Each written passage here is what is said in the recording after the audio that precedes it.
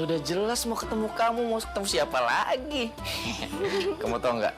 Kalau aku ngeliat wajah kamu, hati aku jadi tenang sekali. Empai bisa aja nih. Ya harus bisa dong. Empai, mau ketemu kita juga nggak? Wah, udah begini nih, pasti selanjutnya muncul lah ini nih. Empat. Kan? Baru aja mau diomongin. Mau ketemu muka gue juga? Ngapain? Abang kenapa sih bang? Ganggu hidup saya aja. Hasan, yang adek lo yang ganggu hidup gue. Adek-adek gue, rumah-rumah gue. Kenapa lo bolak-balik mulu ke rumah gue? Capek ngomong sama orang tua. Nggak pernah ngertiin perasaan anak muda. Assalamualaikum. Waalaikumsalam.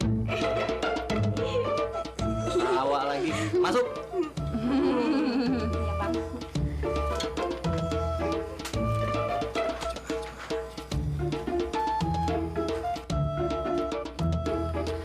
Salmun. Munsal. Salmun.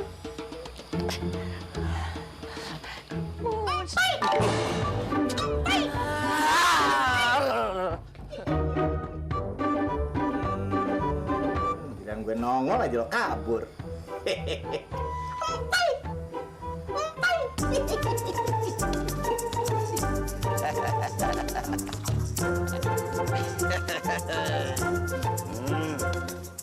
Bang, kita jadi nggak sih mau dibagiin sedekah? Iya nih, udah dari tadi 5 jam nunggu di sini. Lama banget ya. Lumayan bagiannya nih kapan ditungguin nggak bagi-bagi juga. Udah bang, sedekahnya bagiin aja. Kasian orang ini. Dia 5 subuh tunggu di madi. Burung kakak tua. Ente jongos aneh di sini. Jangan tepak-tepuk kaki aneh. Paham ente?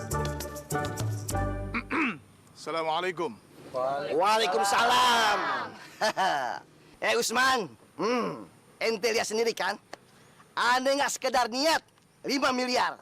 Tapi aneh sedekain buat fakir miskin dalam acara sedekah akbar. Paham ente?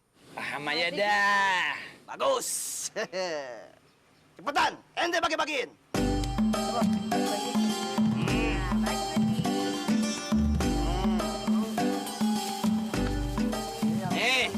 Bingkisan amin ini amplop, ente bukanya ntar aja.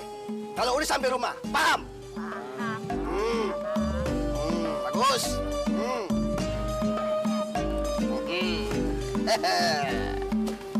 Bang, ini isi paket bingkisan apa sih ini? Kalau aneh kasih tahu isi bingkisannya, ini namanya riak, tahu? Ajib, ajib. Memang tidak keliru apa yang pernah dikatakan seorang ulama al-arif billah.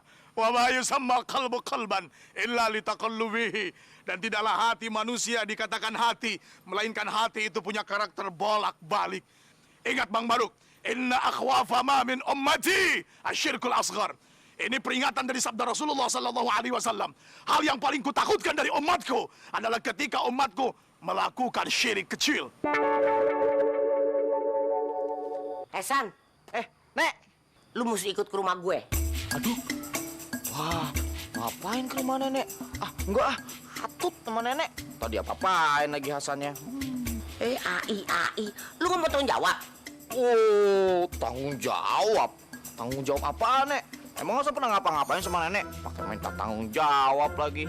Wah, nenek bilang nggak wajar nih, Nek. Ada-ada aja sih, Nek. Ya ampun, San. Lu keterlaluan amat.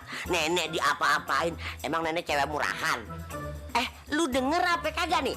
Lu kan pernah dateng ke si Ayu sujud di kakinya, ya kan? Terus pengen dinikahin, ya kan? Akhirnya apa? Lu pergi, nggak ada tanggung jawabnya. Pakai ngasih alamat palsu lagi lu. Oh, Ayu. Kirain nenek. Tapi Ayu mana nih, Nek? Ya Ayu tunangan lu siapa lagi, San? Sekarang tuh ada di rumah nenek. Ya, nenek. Kalau ngomong yang bener, Nek. Ngada-ngada aja sih. Kalau tunangan Hasan nggak pernah. Tapi kalau pacaran, di antara mantan-mantan Hasan yang dulu nih, itu ada deh kayaknya namanya Ayu. Assalamualaikum. Waalaikumsalam. San. Waduh, itu anak loyor aja udah kayak belut.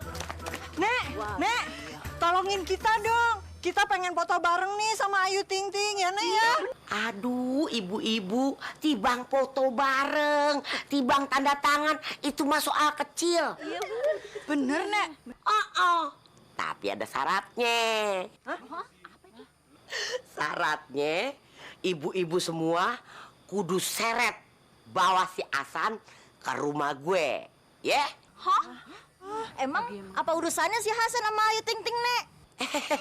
Urusannya itu di rumah gue tuh ada tunangannya, namanya si Ayu, nyariin si Hasan. Katanya udah setahun dia tunangan tapi sekarang ditinggalin. Kesian si Ayu, sampai kurus kering, mikirin dia makan hati. Ya ampun, kita nggak bisa diem aja, Bu. Masa kita rela sih artis idola kita dibikin kurus kerempeng? Iya, Pok, bener, Pok. Mestinya si Hasan yang kurus kerempeng itu kita ciduk aja, Pok. Iya, betul. Ya udah, jadi kita harus ngejar Hasan, oke? Setuju? Setuju. Emang enak lu sana, gua kerjain.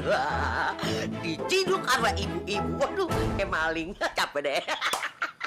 Ada-ada aja Poti. Mana pernah gue tunangan sama Ayu.